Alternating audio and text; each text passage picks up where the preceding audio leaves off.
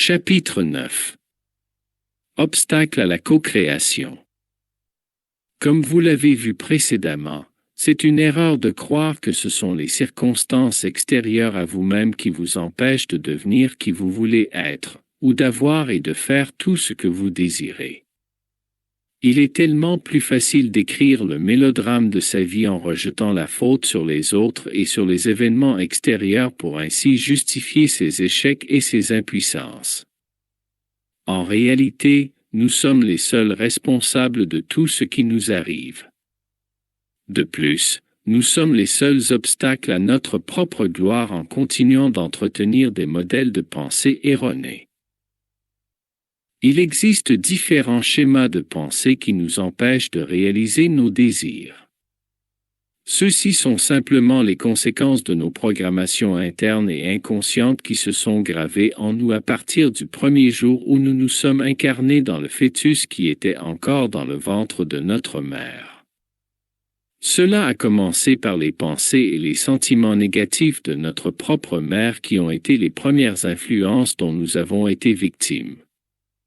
En fait, tous les jours de notre expérience terrestre, nous avons été conditionnés par ce que nous entendions, voyions et expérimentions. Ce sont ces pensées accumulées qui ont fini par donner forme à nos croyances. Et comme nos croyances sont nos pensées les plus puissantes, notre vie entière s'est transformée en ce que nous avons appris par le biais des influences de notre famille, de notre milieu de vie, de notre culture, de notre religion. Et comme si cela n'était pas suffisant, nous avons tiré des conclusions erronées de nos propres expériences et de nos observations sur tout ce qui nous entoure. Et notre subconscient a gardé tous ces détails en réserve. Alors que notre conscience suprême nous rappelle discrètement nos désirs et nos aspirations profondes, notre subconscient devient la voix criante de nos échecs, de nos peurs, de nos préjugés, de nos limites devant chaque situation particulière que nous expérimentons. Notre condition de vie actuelle est le résultat direct de nos programmes inconscients. Lorsque nous fonctionnons à partir de notre subconscient, nous faisons appel à des programmes qui ne sont aucunement bénéfiques ni pour ce que nous sommes ni pour ce que nous cherchons à réaliser dans la vie. Il faut reprogrammer le subconscient de la même manière que le conscient pour rendre le pouvoir de la pensée positive effectif. Dr. Bruce Lipton.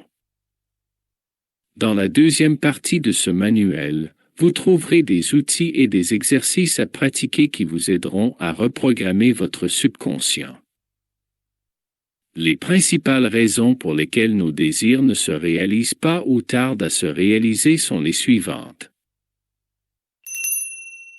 Le doute et l'incrédulité. La raison la plus commune est le doute ou l'incrédulité. La majorité des personnes ne peuvent croire qu'elles puissent réaliser tous leurs désirs et leurs rêves. Chaque jour, nous entendons ou disons nous-mêmes « c'est impossible » ou « je ne peux pas ». Ce sont des expressions tellement communes dans ce monde. Encore une fois, rappelez-vous que le corps ne peut jamais accomplir quelque chose que l'esprit croit impossible. De la même manière, l'univers ne pourra jamais vous donner quelque chose que votre esprit croit impossible. De plus, par peur d'être déçus, plusieurs personnes s'empêchent tout simplement de rêver et refoulent les inspirations en provenance de leur intérieur, coupant ainsi à la racine toutes les possibilités d'une vie meilleure. Sans un plan de vie bien défini et une ouverture à vos désirs les plus grands, vous passerez votre vie à errer selon les vents et les courants du monde, et vous n'arriverez jamais où vous auriez voulu arriver. Le doute provoque des mouvements vibratoires qui éloignent de vous les choses que vous voulez, alors que la confiance et la contemplation de votre vision provoquent un mouvement de ces choses vers vous. Ainsi, quand vous êtes pris par le doute, réagissez rapidement. Contemplez votre vision et augmentez votre confiance en cultivant la gratitude, en pratiquant la prière ou la méditation. les pensées négatives, les préoccupations et les peurs. Il faut de la puissance et de la détermination pour commencer à penser et à agir de manière différente alors que votre vie quotidienne est encore la même. Vous devez vous rappeler que les préoccupations quotidiennes, les peurs, les pensées négatives, les critiques et les plaintes retardent et bloquent la réalisation de vos désirs par le fait qu'en y pensant, vous activez ce que vous ne voulez pas, c'est-à-dire l'objet de votre préoccupation, de votre peur ou de votre plainte. Au contraire, une fois que vous avez bien défini ce que vous voulez, vous devez maintenir votre vision active, tout en continuant de faire ce que vous avez à faire avec une attitude confiante, positive et joyeuse, pendant que les éléments se coordonnent autour de vous pour vous apporter ce que vous avez demandé. Pour vous aider dans votre démarche, apprenez aussi à rester loin des personnes négatives et néfastes pour vous et pour la réalisation de vos projets.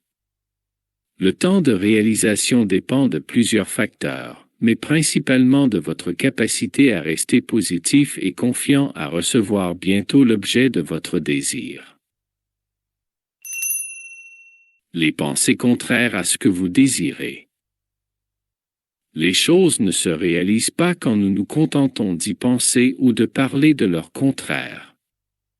Jamais personne ne s'est enrichi en étudiant ou en pensant à la pauvreté.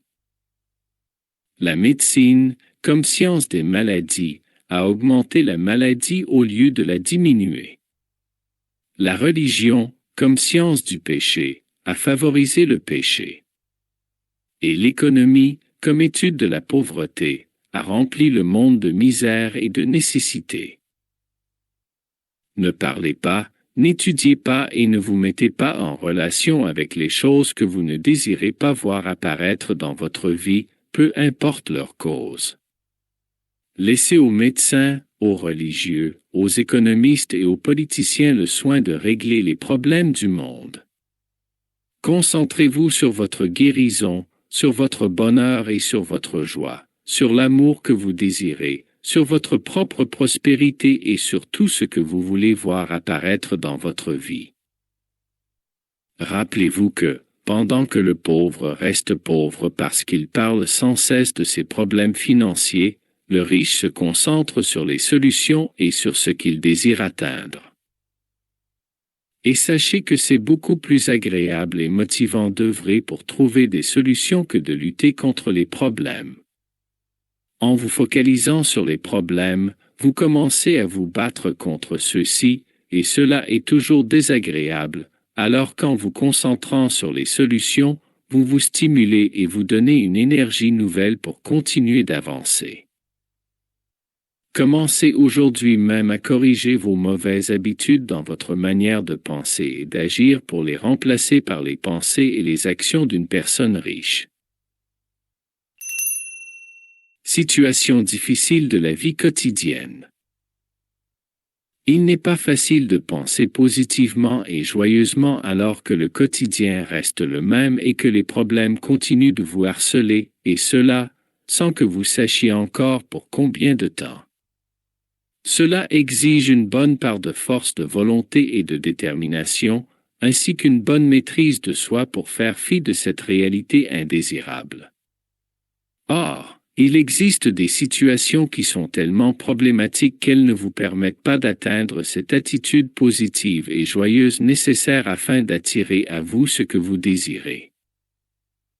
Une relation de couple ou familiale problématique ou destructrice, des relations sociales oppressantes et abusives, une maladie mortelle, un travail abusif ou dégradant, le chômage et le manque d'argent qui empêchent la personne de se sortir de la situation non souhaitée. Et quoi d'autre encore? Dans ces situations, il est très difficile d'avoir une attitude positive, de gratitude ou d'appréciation envers la vie, qui est primordial afin que s'effectuent les transformations désirées dans votre quotidien. Ni la contemplation de votre vision, ni la prière d'adoration silencieuse, ni la méditation, qui sont pourtant les outils les plus puissants, ne semblent fonctionner. Noyé dans autant de difficultés, la personne n'a plus d'autre choix que de prendre la décision de s'éloigner de cette situation problématique le temps qu'il faut pour pouvoir retrouver suffisamment de paix émotionnelle afin de recommencer à attirer ce qu'elle désire réellement créer.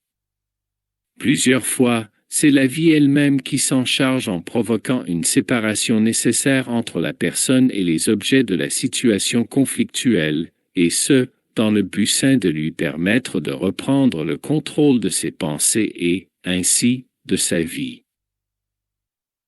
Dans tous les cas, sachez que plus l'écart est grand entre votre situation actuelle et celle que vous voulez atteindre, plus il faudra de temps pour que se réalisent vos désirs. Apprenez donc à être patient et bon avec vous-même. En résumé, les principales raisons pour lesquelles nos désirs ne se réalisent pas ou tardent à se réaliser sont les suivantes. Le doute et l'incrédulité, les préoccupations, les peurs et les pensées négatives, les pensées contraires à ce que nous désirons, les situations difficiles de la vie quotidienne. Ces façons de penser ne suivent pas cette certaine manière de penser et de faire les choses qui rendent l'homme, pris de manière individuelle, riche.